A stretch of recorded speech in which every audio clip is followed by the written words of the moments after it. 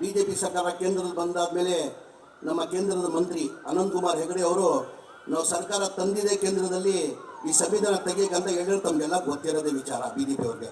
ಹಾಗಾಗಿ ಇವತ್ತು ಬಾಬಾ ಸಾಹೇಬ್ ಅಂಬೇಡ್ಕರ್ ಅವ್ರು ಸಂವಿಧಾನ ಕೊಟ್ಟಿಲ್ಲ ಅಂದರೆ ನೀವು ಅಲ್ಲಿ ಕೂರೋಕ್ಕಾಗ್ತಾ ಇಲ್ಲ, ನಾವು ಇಲ್ಲಿ ನಿಲ್ಲಕ್ಕಾಗ್ತಾ ಇಲ್ಲ.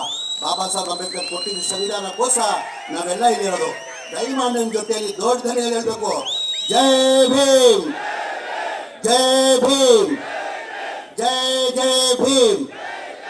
ವೇದಿಕೆ ಮೇಲೆ ಆಸೀನಿರುವ ನಮ್ಮ ಪಕ್ಷದ ಮುಖಂಡರು, ಮಾಜಿ ಲೋಕಸಭಾ ಸದಸ್ಯರಾದಂಥ ಆತ್ಮೀಯಾದಂಥ DK ಸುರೇಶ್ ಅವರೇ, ಇನ್ನೋರು ಸಚಿವರು ಆತ್ಮೀಯಾದಂಥ MC ಸುಧಾಕರ್ ಅವರೇ, ಇನ್ನೋರು ಆತ್ಮೀಯರು ನಮ್ಮ ಪಕ್ಷದ ಮುಖಂಡ ಆದಂಥ ಮುಖ್ಯಮಂತ್ರಿ ಪೊಲಿಟಿಕಲ್ ಸೆಕ್ರೆಟರಿ ಆದಂಥ ನಸೀರ್ ಅಹಮದ್ ಸಾಹೇಬ್ರೆ, ಇನ್ನೊಬ್ಬರು ಆತ್ಮೀಯ ಆದಂಥ MLC ಆದಂಥ ಪುಟ್ಟನ ಈಗ ತಾನೇ ನಮ್ಮ ನಾಯಕರಾದಂಥ ಉಪಮುಖ್ಯಮಂತ್ರಿ ಆದಂಥ DK ಶಿವಕುಮಾರ್ ವೇದಿಕೆ ಮೇಲೆ ಬರ್ತಾರೆ. ಜೋರಾಗಿ ಚಪ್ಪಾಳೆ ಮುಖಾಂತರ ಅವ್ರಿಗೆ ಸ್ವಾಗತನ ಮಾಡೋದಕ್ಕೆ ಬಯಸ್ತೀನಿ.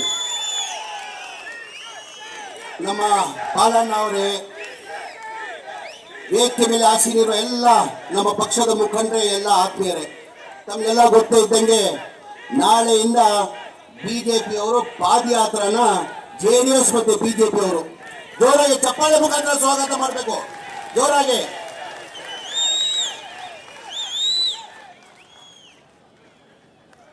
ನಾಳೆಯಿಂದ ಬಿಜೆಪಿ ಹಾಗೂ JDS ಅವರು ಪಾದಯಾತ್ರನ ಹಮ್ಮಿಕೊಂಡಿದ್ದಾರೆ.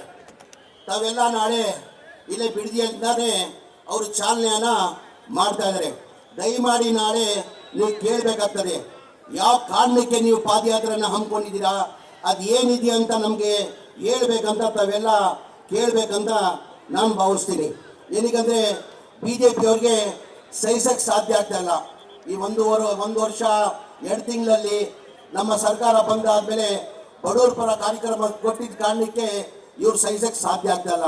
ಲೋಕಸಭಾ ಚುನಾವಣೆಯಲ್ಲೇ ತಾವೆಲ್ಲ ನೋಡಿರ್ಬೋದು, ಹೋದ ಲೋಕಸಭಾ ಚುನಾವಣೆಯಲ್ಲಿ ನಾವು ಒಂದೇ ಗೆದ್ದಿದ್ದು DK ಸುರೇಶ್ ಅವರು. ಈ ಬಾರಿ ಚುನಾವಣೆಯಲ್ಲಿ ನಾವು ಭಾಳ ನಿರೀಕ್ಷೆ ಇಟ್ಟಿದ್ವಿ. ನಾವು ಕನಿಷ್ಠ ಒಂದು 17ರಿಂದ 18 ಸೀಟ್ ಗೆಲ್ತೀವಿ ಅಂತ ನಾವು ನಿರೀಕ್ಷೆ ಇಟ್ಟಿದ್ವಿ. ನಿರೀಕ್ಷೆಗೆ ತಕ್ಕಂಗೆ ನಾವು ಗೆಲ್ಲಕ್ಕೆ ಸಾಧ್ಯ ಆಗಲ್ಲ. 1ರಿಂದ 9 ಸೀಟನ್ನು ಗೆದ್ದಿವಿ. ಹೋದ ಸತಿ 2019% ನೋಡಿ, ಈ ಬಾರಿದ 2023% 100% ಜಾಸ್ತಿ ಆಗಿದೆ. ಅದೆಲ್ಲ ನೋಡಿ BJP ಅವರು ಸಹಿಸಕ್ಕೆ ಸಾಧ್ಯ ಆಗಲಿಲ್ಲ. ಆ ಕಾರಣಕ್ಕೆ ತಮಗೆಲ್ಲ ಗೊತ್ತೇ ಇದ್ದಂಗೆ ಚುನಾವಣೆ ಟೈಮಲ್ಲಿ ನಾವು 5 ಗ್ಯಾರಂಟಿಯನ್ನು ಘೋಷಣೆ ಮಾಡಿದ್ವಿ. ಯಾರು ವಿರೋಧ ಪಕ್ಷದವರು ಇಲ್ಲ ಈ ಗ್ಯಾರಂಟಿಯನ್ನು ಇಂಪ್ಲಿಮೆಂಟ್ ಮಾಡೋಕ್ಕೆ ಸಾಧ್ಯ ಆಗಲ್ಲ, ಬರೀ ಇದು ಚುನಾವಣೆ ಭಾಷಣ ಮಾಡಿದ್ದಾರೆ, ಇದು ಕೊಡೋಕ್ಕೆ ಸಾಧ್ಯ ಆಗಲ್ಲ ಅಂದರು.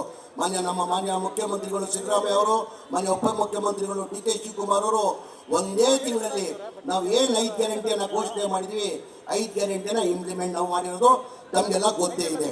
ಚುನಾವಣೆ ಟೈಮಲ್ಲಿ ತಮಗೆಲ್ಲ ನಾವು ಯಾವತ್ತೂ ಮನೆ ಕೊಡ್ತೀವಿ ಅಂತ ನಾವು ಯಾರು ಘೋಷಣೆ ಮಾಡಿರಲಿಲ್ಲ. ಮನೆಗಳು ಬಡವ್ರು ಕೊಡ್ತೀವಿ ಅಂತ ನಾವು ಯಾರು ಘೋಷಣೆ ಮಾಡಿರಲಿಲ್ಲ. ಬರೀ 5 ಗ್ಯಾರಂಟಿ ಅಂತ ನಾವು ಘೋಷಣೆ ಮಾಡಿದ್ವು. ಚುನಾವಣೆ ಆದಮೇಲೆ ಭಾಳ ಜನ ಬಂದು ಹೇಳಿದ್ರು, ಅಲ್ಲನವ್ರು ಬನ್ನಿ,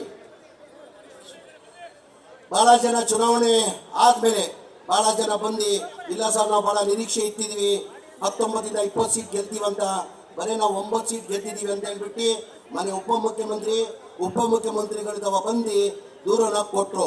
ಇಲ್ಲ ಸರ್ ಈ ಗ್ಯಾರಂಟಿ ಕೊಟ್ಟು ಏನೇನು ಉಪಯೋಗ ಆಗಲಿಲ್ಲ, ಈ ಗ್ಯಾರಂಟಿಯನ್ನು ತೆಗ್ದಾಗಬೇಕಾಗ್ತದೆ, ಜನ ನಮ್ಮ ಮತ ಕೊಟ್ಟಿಲ್ಲ ಅಂತ ಮನೆ ಉಪಮುಖ್ಯಮಂತ್ರಿಗಳು ಮನೆ DCM ಅವರು ಒಂದೇ ಮಾತು ಹೇಳಿದ್ವಿ, ನಾವು ರಾಜಕೀಯ ಲಾಭಕ್ಕೋಸ್ಕರ ಈ ಗ್ಯಾರಂಟಿಯನ್ನು ಕೊಟ್ಟಿಲ್ಲ, ನಾವು ಜನಗಳಿಗೆ ಒಳ್ಳೇದಾಗಲಿ ಅಂತ ಹಿನ್ನೆಲೆಯಲ್ಲಿ ನಾವು ಗ್ಯಾರಂಟಿಯನ್ನು ಕೊಟ್ಟಿರೋದು. ಯಾವ ಕಾರಣಕ್ಕೂ ಇದು 5 ಗ್ಯಾರಂಟಿಯನ್ನು ತೆಗೆಯಲ್ಲ ಅಂತ ಹೇಳಿರೋದು ತಮ್ಮ ಮುಂದೆ ಇದೆ. ಹಾಗಾಗಿ ನಿಮ್ಮಲ್ಲಿ ನಾನು ನಾಳೆ ನೀವು ಪ್ರಶ್ನೆನ ಕೇಳಬೇಕು. ಆಲ್ರೆಡಿ ಇದಕ್ಕಿಂತ ಇವ್ರು ಹೋರಾಟನ ಮಾಡಿದ್ರು. ವಾಲ್ಮೀಕಿ ನಿಗಮದಲ್ಲಿ ಏನೋ ಒಂದು ದೊಡ್ಡ ಮಟ್ಟದಲ್ಲಿ ಏನೋ ಆಗಿದೆ ಅಂತ ಹೇಳ್ಬಿಟ್ಟು BJP ಅವರು ಸದನದಲ್ಲಿ ಹೋರಾಟನ ಮಾಡಿದ್ರು. ಅವ್ರಿಗೇನು ಅದಲ್ಲಿ ಸಿಕ್ಕಿಲ್ಲ. ಟೋಟಲ್ ತಮಗೆಲ್ಲ ಗೊತ್ತಿದ್ದಂಗೆ 187 ಕೋಟಿಯಲ್ಲಿ 89 ಕೋಟಿನೇ ಅವರು ಕ್ಯಾಶ್ ಮಾಡೋಕ್ಕೆ ಸಾಧ್ಯ ಆಯಿತು, ಬೇರೆಯವ್ರು ಏನು ಮಾಡೋಕ್ಕೆ ಸಾಧ್ಯ ಆಗಿಲ್ಲ. ಹಾಗಾಗಿ ಎಲ್ಲ ರಿಕವರಿ ಆಗಿಬಿಡ್ತದು. ಏನು 89 ಕೋಟಿ ಏನು ಆಂಧ್ರ ಬ್ಯಾಂಕ್ಗೆ ಡ್ರಾ ಆಗಿತ್ತು, ಅದರಲ್ಲಿ 36 ಕೋಟಿ ರಿಕವರಿ ಆಗಿದೆ. ಅದ್ರ ಜೊತೆ 16 kg ಚಿನ್ನ ಸಿಕ್ಕಿದೆ, ಒಂದು ಫರಾರಿ ಕಾರ್ ಸಿಕ್ಕಿ ಆಲ್ಮೋಸ್ಟ್ ಎಲ್ಲ ರಿಕವರಿ ಆಗಿದೆ. ಅದಾಗಿ ಏನು ಅದ್ರಲ್ಲಿ ಸಿಕ್ಲಿಲ್ಲಲ್ಲ, ಇದು ಮೂಡೋದಲ್ಲಿ ಏನೋ ಮಾಡುವ ಅಂತ ಹೇಳ್ಬಿಟ್ಟು ಈ ಮೂಡೋದಲ್ಲಿ ನಾಳೆ ಪಾದಯಾತ್ರೆನ ಅವ್ರು JDS ಅವರು BJP ಅವರು ಹಮ್ಮಿಕೊಂಡಿದ್ದಾರೆ. ಮನೆಯವರು JDS ಮತ್ತೆ BJP ನಾಯಕರನ್ನ ಕೇಳಿದ್ರು, ಯಾವ ಕಾರಣಕ್ಕೆ ನೀವು ಪಾದಯಾತ್ರೆನ ಹಮ್ಮಿಕೊಂಡಿದ್ದೀರಾ, ಏನಿದೆಯಾ ಅಂತ ಮೂಡೋದಲ್ಲಿ ನಮಗೆಲ್ಲ ಮಾಹಿತಿಗೆ ನಾನು ಹೇಳಿ ಬಯಸ್ತಾ ಇದ್ದೀನಿ. ನಾನು ಮೂಡೋದು ಸಿದ್ದರಾಮಯ್ಯ ಅವ್ರದ್ದು ಏನೇನು ಅದರಲ್ಲಿ ಪಾತ್ರ ಇಲ್ಲ. ಅದು ಯಾರೋ ಹಿಂದಿನ ಬ್ರಿಟಿಷ್ ಕಾಲದಲ್ಲೇ ಅದು DC ಆಕ್ಷನ್ ಲ್ಯಾಂಡಲ್ಲಿ ₹1 ಆಕ್ಷನಲ್ಲಿ ಖರೀದಿ ಮಾಡಿರೋದು. ಯಾವಾಗ ಸ್ವಾತಂತ್ರ್ಯ ಬರೋದು ಮುಂಚೆನೆ 1937 ಅದು ಆಕ್ಷನ್ ಅಲ್ಲಿ ಪರ್ಚೇಸ್ ಮಾಡಿರೋದು, ಮೂಡದಿಂದ ಆಕ್ಷನ್ ಅಲ್ಲಿ ಕೊಂಡ್ಕೊಂಡಿರೋದು. ಅದಾಗಿ ಅವರು 3 ಜನ ಮಕ್ಕಳು ಇರ್ತಾರೆ. ಮಕ್ಕಳಲ್ಲಿ ದೇವರಾಜ್ ಅಂತ ಇರ್ತಾರೆ. ದೇವರಾಜ್ ಪಾಲಿಗೆ ಇದು 3 ಎಕರೆ 16 ಗುಂಟೆ ದೇವರಾಜ್ ಪಾಲಿಗೆ ಬರ್ತದೆ. 2004 ದೇವರಾಜ್ ಅವರು ಏನ್ ಮಾಡ್ತಾರೆ, ಸಿದ್ದರಾಮಯ್ಯ ಮನೆ ಮುಖ್ಯಮಂತ್ರಿ ಬಾಮೇದ ಮಲ್ಲಿಕಾರ್ಜುನ ಅವ್ರನ್ನ 3 ಎಕರೆ 16 ಗುಂಟೆ ಅವ್ರಿಗೆ ಕೊಡ್ತಾರೆ.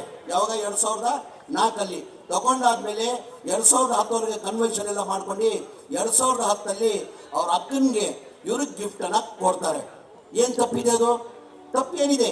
ಇವ್ರೇನಾದ್ರು ಮಾಡ್ಬೇಕಾದ್ರೆ ಪ್ರತಿಭೆ ಹೊರಟೋರಿಲ್ಲ. ಇವರು ಏನಂತ ಇದೆ ಅಂತ ಗಿಫ್ಟ್ ಅನ್ನ ಕೊಡ್ತಾರೆ. ಗಿಫ್ಟ್ ಕೊಟ್ಟಾದ್ಮೇಲೆ ಇವ್ರು ಪತ್ರ ಬರೀತಾರೆ, ನಾವು ಒಂದು ರೆಸಿಡೆನ್ಸ್ ಕನ್ವೆನ್ಷನ್ ಮಾಡ್ಕೊಡಿ ಅಂತ. ಅದು ಕನ್ವರ್ಷನ್ ಆಗಿರ್ತಾರೆ. 2020 ಏನ್ ಮಾಡ್ತಾರೆ ಇವರು, ನಮ್ಗೆ ಇವ್ರ ಜಾಗದಲ್ಲಿ 3 ಎಕರೆ 16 ಗುಂಟೆದಲ್ಲಿ ಲೇಔಟ್ ಮಾಡಿ ಇವ್ರ ಗಮನಕ್ಕೆ ತಂದೆಲ್ಲ ಹಂಚಿಬಿಟ್ಟಿರ್ತಾರೆ. ಲೇಔಟ್ ಮಾಡಿ ಹಂಚಿಬಿಟ್ಟಿದ್ದಾರೆ. ಯಾರ ಪ್ರಾಪರ್ಟಿ? ಇವ್ರದ್ದು ಆಸ್ತಿ ಇದು. ಹಂಚಾದ್ಮೇಲೆ ಇವರು ಪತ್ರ ಬರೀತಾರೆ, ನಮ್ಮ ಆಸ್ತಿ ಇದು, ನಮ್ಮ ಪರಿಹಾರನೂ ಕೊಟ್ಟಿಲ್ಲ, ನಮ್ಮ ಆಲ್ಟರ್ನೇಟ್ ಸೈಡು ಕೊಟ್ಟಿಲ್ಲ ಅಂತ ಪತ್ರಗಳು ಬರೀತಾರೆ. ಇದು ಯಾವಾಗ ಆಗಿರೋದು? 2021 ಬಿಜೆಪಿ ಸರ್ಕಾರ ಇರುವಾಗ ಏನ್ ಮಾಡ್ತಾರೆ, ಬೇರೆ ಆಲ್ಟರ್ನೇಟ್ ಸೈಡ್ 16 ಸೈಡ್ ಕೊಡ್ತಾರೆ. ಬರೀ ಇವರು ಇದಕ್ಕೆ ಮಾತ್ರ ಕೊಡಲ್ಲ, ಟೋಟಲ್ 120 ಸೈಡ್ ಅಲ್ಲಿ ಇದು ಬರೀ 16 ಸೈಡ್ ಅನ್ನ ಇವ್ರಿಗೆ ಕೊಡ್ತಾರೆ. ಇದ್ರಲ್ಲಿ ತಪ್ಪೇನಿದೆ? ಸಿದ್ದರಾಮಯ್ಯ ಅವರು ಮುಖ್ಯಮಂತ್ರಿ ಇರುವಾಗ ಕೊಟ್ಟಿಲ್ಲ ಬೇರೆ. ಅಂದ್ರೆ ಸಿದ್ದರಾಮಯ್ಯ BJP ಸರ್ಕಾರದಲ್ಲೇ ಇದು ಆಲ್ಟರ್ನೇಟ್ ಸೈಟ್ ಕೊಟ್ಟಿರೋದು. ಇವ್ರು ಬರೀ ರಾಜಕೀಯ ಲಾಭಕ್ಕೋಸ್ಕರ, ಇವರು ಬೇರೆ ಯಾವುದು ಇಶ್ಯೂ ಇಲ್ಲ ಅಂತ ಹೇಳ್ಬಿಟ್ಟು ನಮ್ಮ ಮೇಲೆ ಒಂದು ಆರೋಪನ ಮಾಡೋಕ್ಕೆ ಪ್ರಯತ್ನ ಮಾಡ್ತಾರೆ. ದಯಮಾಡಿ ನಿಮ್ಮಲ್ಲಿ ಕೈ ಜೋಡಿಸಿ ಮನವಿ ಮಾಡಿ ಕೇಳ್ತೀನಿ, ನಾಳೆ ಅವ್ರು ಬಂದರೆ ಅವ್ರ ಪ್ರಶ್ನೆ ಕೇಳಬೇಕು. ಅವ್ರಂಗೆ ಭ್ರಷ್ಟಾಚಾರ ಯಾರೂ ಮಾಡಿಲ್ಲ. ಇಡೀ ದೇಶದಲ್ಲಿ ತಮಗೆಲ್ಲ ಗೊತ್ತೇ ಇದ್ದಂಗೆ, ಇಡೀ ದೇಶ ಇತಿಹಾಸ ತೆಗೀರಿ. BJP ಸರ್ಕಾರ 2008 ಅವ್ರ ಮ್ಯಾಂಡೇಟ್ ಜನ ಕೊಟ್ಟಿರಲಿಲ್ಲ. 110 ಸೀಟೇ ಬಂದಿದ್ದು. ಆಪರೇಷನ್ ಗಮನ ಮಾಡಿ ಮನೆ ಯಡಿಯೂರಪ್ಪ ಅವರು ಸರ್ಕಾರನ ರಚನೆ ಮಾಡಿರೋದು ತಮಗೆಲ್ಲ ಗೊತ್ತೇ ಇದೆ. ಇಡೀ ದೇಶದಲ್ಲಿ ಯಾವುದನ್ನ ರಾಜ್ಯದಲ್ಲಿ ಒಬ್ಬ ಮುಖ್ಯಮಂತ್ರಿ ಜೈಲು ಹೋಗಿರೋದು ನೋಡಿದೇನ್ರಿ? ಮನೆಯಲ್ಲಿ ವಿಜೇಂದ್ರ ಅವರೇ ದಯಮಾಡಿ ಕೇಳಬೇಕಾಗ್ತದೆ. ತಾವು ನಾಳೆ ಪಾದಯಾತ್ರೆ ಮಾಡಕ್ ಹೊರಟಿದ್ದೀರಲ್ಲ, ಇಡೀ ದೇಶದಲ್ಲಿ ಯಾರನ್ನೋ ಒಂದು ರಾಜ್ಯದಲ್ಲಿ ಒಬ್ಬ ಮುಖ್ಯಮಂತ್ರಿ ಸ್ಥಾನದಲ್ಲಿ ಇಟ್ಕೊಂಡು ಜೈಲು ಹೋಗಿರೋದು ನೋಡಿದೇನ್ರಿ? ನಿಮ್ಮ ಮನೆ ಯಡಿಯೂರಪ್ಪ ಅವ್ರು ಹೋಗಿದ್ರಿ. ಅದ್ರ ಜೊತೆಯಲ್ಲಿ 9 ಜನ ಮಂತ್ರಿಗಳು ಅವ್ರ ಕಾಲದಲ್ಲಿ 2008 ಹಿಡ್ಕೊಂಡು 2013 13 ಜನ ಮಂತ್ರಿಗಳು. ಆಯ್ತು, ಮುಗೀತು 13 ಜನ ಮಂತ್ರಿ. ಓಕೆ ಬಾಸ್, ಆಯ್ತು ಮುಗೀತು. 13 ಜನನ ಜೈಲಿಗೆ ಹೋಗಿರೋ ತಮ್ಗೆಲ್ಲ ಗೊತ್ತೇ ಇರೋ ವಿಚಾರ. ದಯಮಾಡಿ ನಾಳೆ ಅವ್ರು ಬರ್ತಾವ್ರೆ, ತಾವು ಇದೆಲ್ಲ ಪ್ರಶ್ನೆ ಕೇಳಬೇಕಂತ ಕೈ ಜೋಡಿಸಿ ಮನವಿ ಮಾಡ್ಕೊಂಡು ನಾನು ಮಾತನ್ನ ಮುಗಿಸ್ತೀನಿ. ಜೈ ಹಿಂದ್, ಜೈ ಕರ್ನಾಟಕ, ಜೈ ಕಾಂಗ್ರೆಸ್.